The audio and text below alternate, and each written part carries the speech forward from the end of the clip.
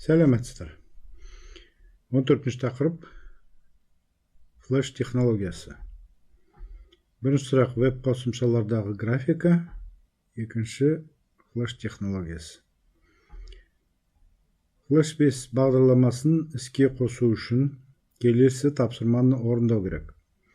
Пуск панели задач және ашылған мәзірден мына бұйрықты таңдау керек. Программы Macromedia Flash 5 Flash 5. Егер бұл бағдарламаның бірінші ашылуы болса, онда экранда Macromedia Flash сериализацион атыңызды, компанияның аты немесе тағамның серийный нөмірін енгізіңіз деген сұхбаттық терезе шығуы мүмкін. Талап еткен мәліметтерді енгізіп, OK батырмасын басыңыз. Экранда Please Register бағдарламаның көшірмесін тіркеу жайлы ұсынысы бар сұхбаттық терезе шығады. Register Now кнопкасы арқылы тіркеуді жүргізіңіз, немесе Don't Remind Me кнопкасы арқылы бұл сұхбаттық терезені жабыңыз. Сонда бағдарламаның жұмыс үстелі пайда болады. Бағдарламаның бірінші жоғарғы жолында бағдарламаның аты көрсетілген. Flash 5. Ал оң жағында үндеместен ашылған файлдың аты көрсетіледі. 01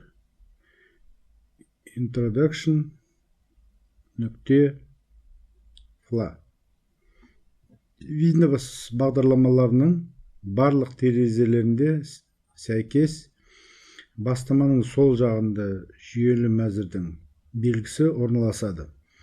Ол алмасу бұйрығына кірісті ашады және терезелерді зерттеп, өлшемдердің өзгеруін анықтайды. Ал оң жақ үстіңгі бөлігінде жабу, қалпына келтіру және өзгертуге арналған кнопкалар орналасады. Бастаманың астында мәзір жолы орналасады, онда фильмді құру мен басқару бұйрықтары орналасқан. Мәзір жолын таңдау үшін тышқан тетігімен бір рет шерту жеткілікті. Содан соң пайда болған ішкі мәзірден керек мәзірді таңдаймыз. Бағдарламаның жұмыс үстелінің сол жақ бөлігінде құрал саймандар орналасқан. Ол кнопкалар жаңадан құруға, графиктерді өңдеуге және керек құрал жабдықты таңдауға арналған. Бұл панельдің кез келген белгісіне тышқан тетігін апарсақ, белгілі кнопка кейпігіне ауысып, бұл батырманың қалай аталатыны жайлы көмек жазылады. Құралдар панелі 4 секцияға бөлінген. Tools, инструменты, объектілердің трансформациясы мен сурет салу құралдарынан тұрады. View, түр, өзіне бейнелеуді басқару құралдарын қосады. Colors, түстер, түстер контуры таңдауға және түспен толтыруға арналған басқару элементтері. Options, параметрлер, таңдалған құралдың модификаторын сипаттайды. Ол оның функционалдық режимін өзгертуге көмектеседі. Tools секциясы, құралдар, келесі құралдардан тұрады. Arrow tool, стрелка, объекті мен оның бөліктерінің ерекшеленуі, объектілердің орын ауыстыруы, форма мен сызықтарды қалпына келтіру. Subselect tool, ерекшелеу, тік сызықты және қисық сызықты сегмент түзулерінен корректировкасы. Line tool, сызық, түзу сызықтарды салу. Lasso tool, lasso, айнымалы формадағы айнымалыларды ерекшелеу. Pen tool, перо, тік сызықты және қисық сызықты сегменттерден тұратын контурларының құрылуы. Text tool, мәтін, мәтіндік ақпараттың құрылуы. Oval tool, дөңес, дөңгелек және дөңес формадағы фигураларды салу. Rectangle tool, төртбұрыш, төртбұрыштар мен квадраттар салу. Pencil tool, қарындаш, айнымалы түрдегі сызықтарды салу. Brush tool, кисть, формалар құру, өзіне түстер құйғышын қосатын. Растрлық графикадағы кисть сияқты жұмыс жасайды. Ink bottle tool, чернильница, сызықтардың параметрлерін өзгертуге арналған. Paint bucket tool, заливка, облыс заливкасы формамен немесе қисықпен шектелген. Құрылған заливкамен түстерді өзгерту. Dropper tool, пипетка, форма мен сызықтардың түстері мен стилін анықтау.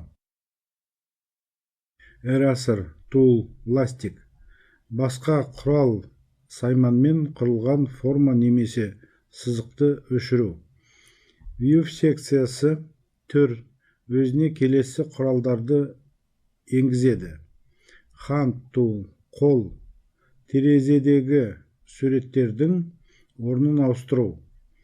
Zoom tool, масштаб, суреттің масштабын өзгерту. Color секцияның басқару элементтері, түстер. Stroke color, контур түсі, палитраны ашады, онда объект контурының түсі таңдалады. Fill color, заливка түсі, объект заливкасына керекті түсті таңдауға көмектеседі.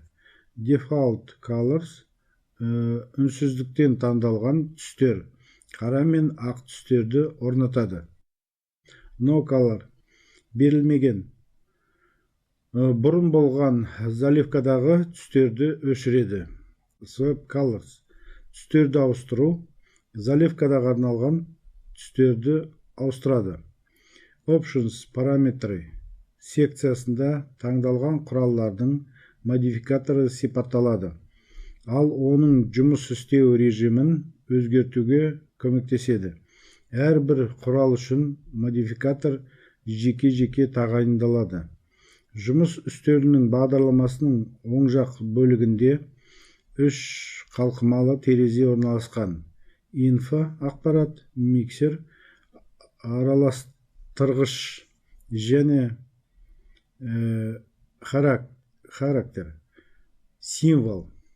Тағы бір терезе, инстансы, экземпляр 01, introduction, нүкте, фла, құжатының оң жақ үстіңгі бөлігін жауып тұрады.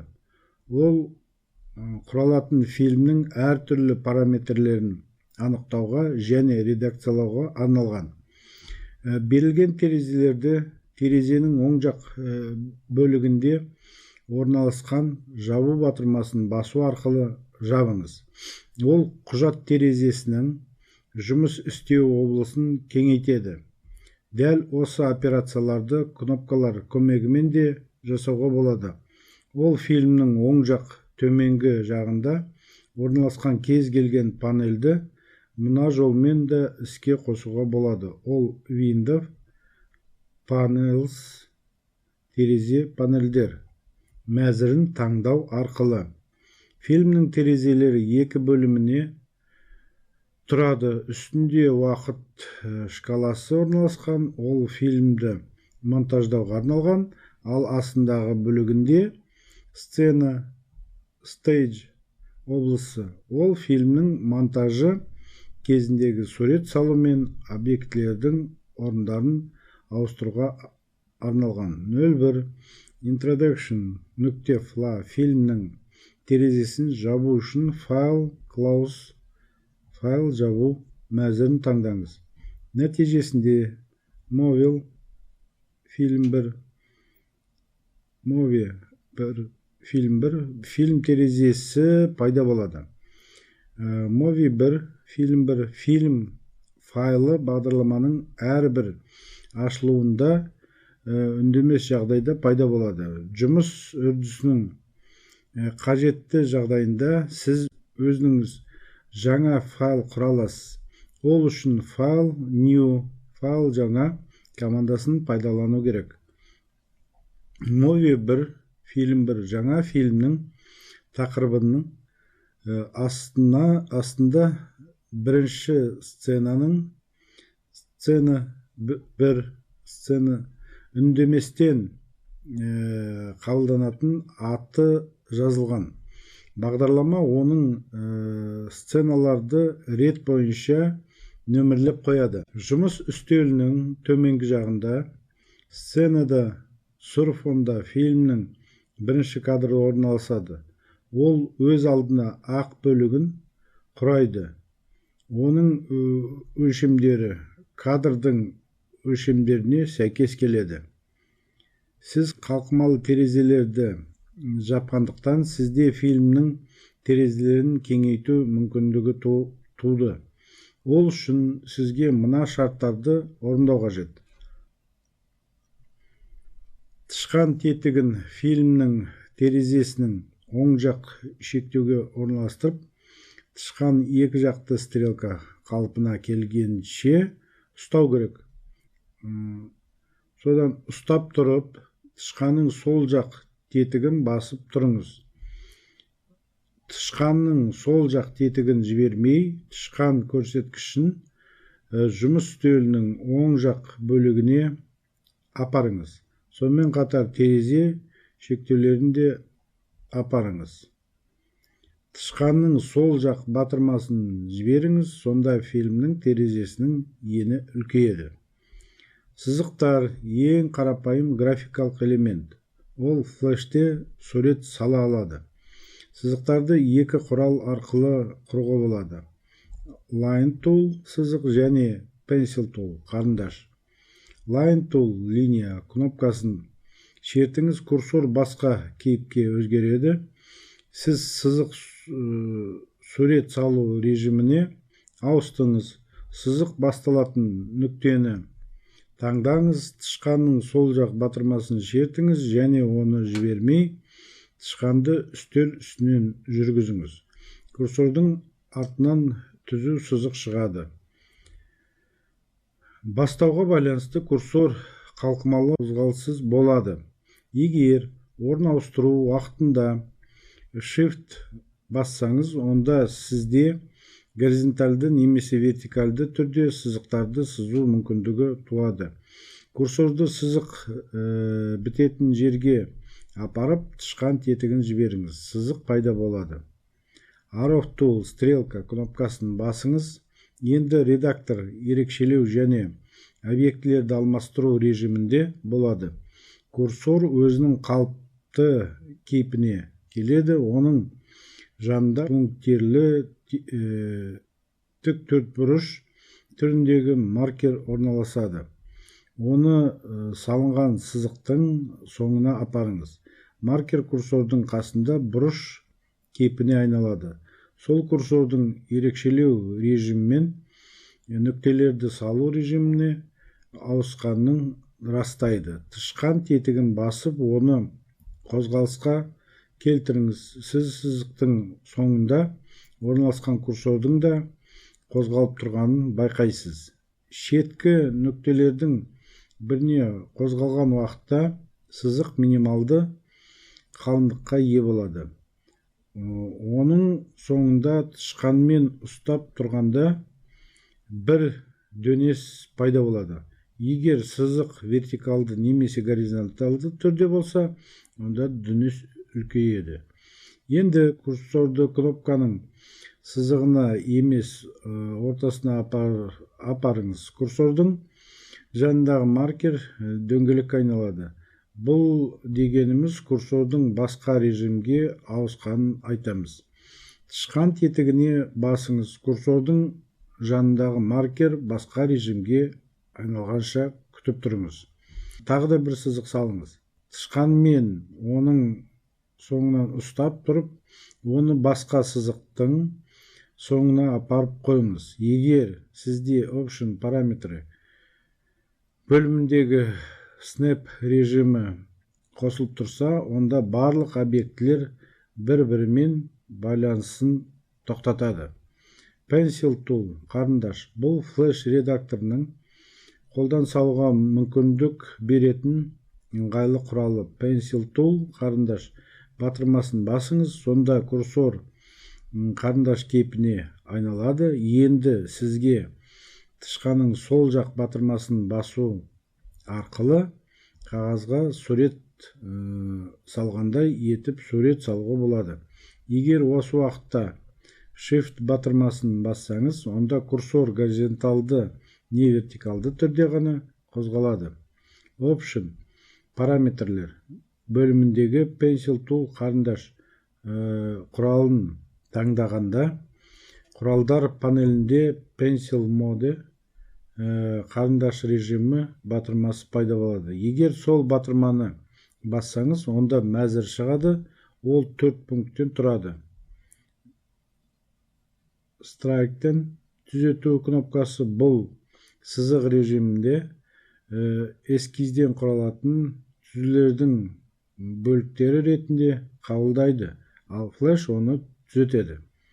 Smooth тегістеу кнопкасы түпнұсқаның қисық сызығын сақтап қалып, бағдарлама кемшілігін тегістейді. Ink is кнопкасы бұл режимде Flash бағдарламасы кез келген қисық сызықты неғұрлым дұрыс түзеу. Қарапайым геометриялық фигураларды салу үшін Flash бағдарламасында rectangle тік төртбұрыш және овал құралдары бар. Овал құралы овалдар мен дөңгелектер салуға арналған. Бұл құралмен қолдану өте оңай. Тышқанды басып тұрып, курсорды жылжыту керек, сонда керекті фигура шығады. Егер салған уақытта Shift басып тұрсаңыз, онда дұрыс дөңгелек шығады. Flash редакторында овал центрден салынбайды. Нүктелер сіз суретті бастап және оны аяқтайтын төртбұрыш сіздің овалыңыздың жанында тұрады. Rectangle төрт бұрыш құралы төртбұрыштар мен квадраттарды салуға арналған.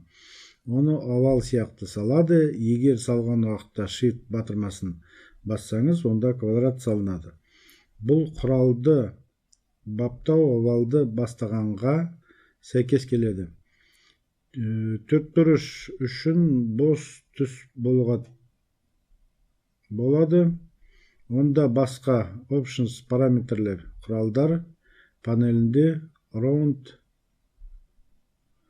rectangle, радиус, дөңгеленген бұрыштардың радиусы кнопкасы орналасқан. Бұл кнопканы басқанда дөңгелектен бұрыштардың радиусы таңдаңыз деген сұхбаттық терезе шығады. Радиустың минималды мәні 999 пункттен тұру қажет. GIF, JPEG файлдары. GIF форматы желіде графикалық файлдардың анағұрлым көп қолданылатын болып табылады. Күллі графикалық браузерлер GIF типті файлдарды жасап шығара алады. Әр пикселдің түсі 8-дік битпен кодталатын болғандықтан GIF файлында 256 түске дейін қолданылады. GIF суреттерінде қолданылатын түстер индекстелген палитра деп аталатын файлдың өзінде сақталатын арнайы түстер кестесінде ұсталады. Сонымен қоса GIF файлдарында сұр түстің әр алуан рендері де бар. Стандартталған жылына байланысты аталған GIF форматының екі негізгі жаңа легі бар. GIF 87 және GIF 89A. GIF файлы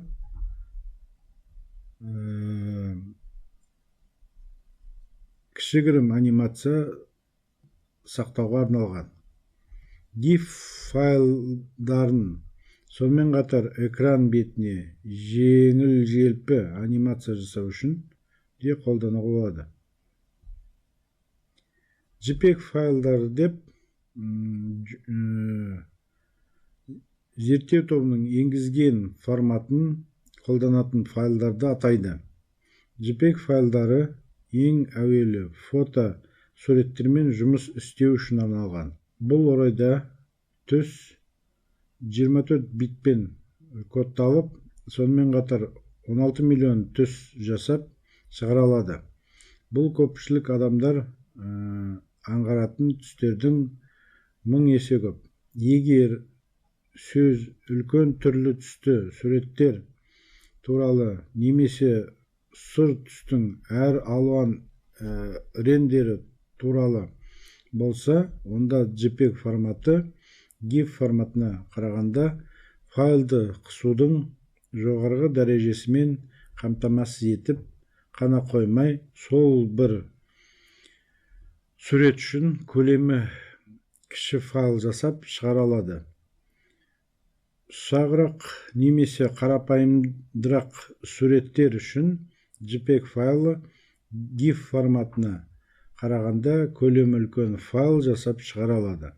JPEG форматының тағы бір ерекшелігі, осы форматта қолдайтын көпшілік графикалық пакеттер файлды сақтау кезінде оның суреттерінің сапасының төмендетіп, оны аса жоғары дәрежелі қысуды жасай алады.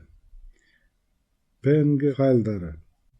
Таяу болашақта PNG форматты браузерлердің кең қолдануына ие болады деп күтілуде, себебі оның арасында GIF және JPEG форматтарын таңдау қажеттілігі туындамайды. GIF форматы сияқты PNG форматы да қатарлардың кезектесуімен реннің мөлдірлігін қолдануға мүмкіндік береді, бірақ JPEG форматына қарағанда көп түс қолданады, себебі ол 48 битпен кодталған. Сонымен қоса ол GIF форматынан гөрі әжептәуір жақсы қысумен қамтамасыз етеді, және ол JPEG форматы сияқты аса жоғары қысу дәрежесіне өз суреттерінің сапасын құрбан етпейді. Форматты таңдау. Өзімізге белгілі болғандай, GIF форматын мына жағдайларда қолдану ләзім. Суретті мөлдір ренмен салу қажеті туындағанда, қатарларды кезектестіру қажетті туындағанда, файлдың шағын ғана өлшемі бар батырма немесе белгішемен салыстырғанда, соған орай жасалынған тәжірибелер GIF файлының көлемі JPEG файлының көлемінен гөрі кішірек екенін дәлелдеп отыр. Суреттер штрихтермен берілсе, бұл кең ауданды өзгермес түстерден құралған түрлі түсті сурет болса, егер сіз анимация жасағыңыз келсе, JPEG форматының мына жағдайларда қолдану ләзім. Егер 24 биттік фотолық сурет қолданылса, үздіксіз түстер болса, үлкен толық түсті сурет қолданылса, соған орай жасалынған тәжірибелер JPEG файлының көлемі GIF файлының көлемінен гөрі кішірек екенін дәлелдеп отыр. Тақырыбымыз аяқталды. Сау болыңыздар.